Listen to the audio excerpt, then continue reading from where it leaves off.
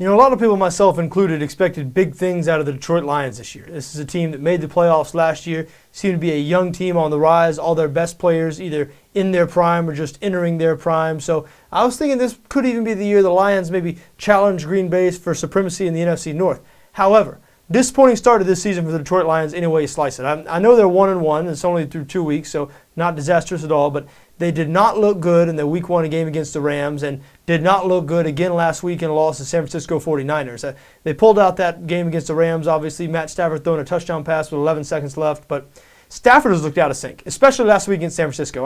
I know the Niners defense is as good as there is in the league, and they can make people look bad, but Stafford just made some bad throws in that game, and the Lions have never really had a running game, never over the last couple of years since their sort of resurgence. The running game hadn't been part of it. This is a pass-first team. But when the pass isn't really working and when Stafford, is not in rhythm, it feels like it'd be nice to have somewhat of a running game. And Kevin Smith has really not done a good enough job providing them with a consistent running game. Michael LaShore possibly back this week. He's been injured most of his career, really. The Lions look for him to have an impact. A little bit more of a guy who can go between the tackles, which is something they desperately need. Now, but to call the Lions started their season disappointing, that must sound laughable to Tennessee Titans fans. No team has been more disappointing or worse over the first 2 weeks than the Tennessee Titans. Last in the NFL by a wide margin in point differential. I mean, this team, they're minus 49 or something. I mean, they've just been blown out twice. First by the New England Patriots, then by the San Diego Chargers. There is no bright spot for this team right now. The defense has looked bad. The offense has looked worse. Jake Locker, the quarterback they decided to go with over Matt Hasselbeck, the veteran quarterback, of course, Hasselbeck, who led them to a 9-7 record last year, really impressed a lot of people with his play. But they have gone with Locker this year, and the results it has not been pretty. It's ugly out there for the Tennessee Titans. And what has happened to Chris Johnson? After he got his big contract, either he has shut it down or just overnight gotten worse.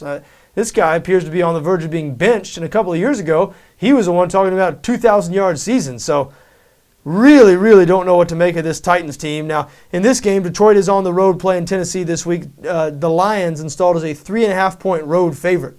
Total's not yet released on BETDAQ. 47 the total in Vegas. But again, on BETDAQ, Detroit is a 3.5-point favorite in this game. And listen, I don't think I'm going to bet on Detroit. I bet on them last week against San Francisco. I thought that Week 1 performance was probably an aberration, probably just trying to get in rhythm Week 1 of the season, but I was really not impressed with what I saw last week against San Francisco. This did not look like a team that was ready to challenge Green Bay or anything like that. Did not look like the well-oiled machine that you'd expect them to be on offense with the continuity they have in terms of their core players. However, I do not see how you can back the Tennessee Titans in this situation. I really don't.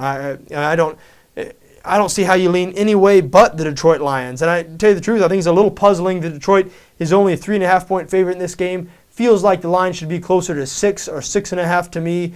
So sort of officially low. Now, maybe that could be because Detroit, they struggle on the road. Outside of the Buffalo Bills, you'd be hard-pressed to find a worse road team than the Detroit Lions to back. Detroit 0-5-1 against the spread their last 6 road games. So, Detroit laying points on the road, that's a risky proposition, but not as risky as taking, in my mind, the Tennessee Titans, they're just getting blown out by everybody. I know they played 2 teams in New England and San Diego who are good teams, expected to be teams who are going to contend for playoff spots, but until Tennessee puts the right guy in there at quarterback, to me they're very similar to the Cleveland Browns in that way, and I don't feel like they're playing the best quarterback on their roster.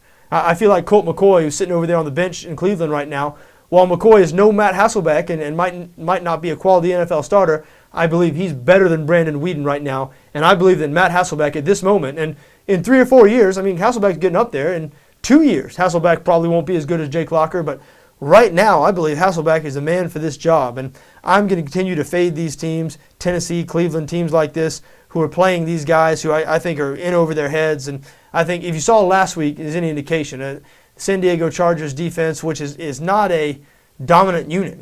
The Chargers, a middling defense, really made Jake Locker look in over his head.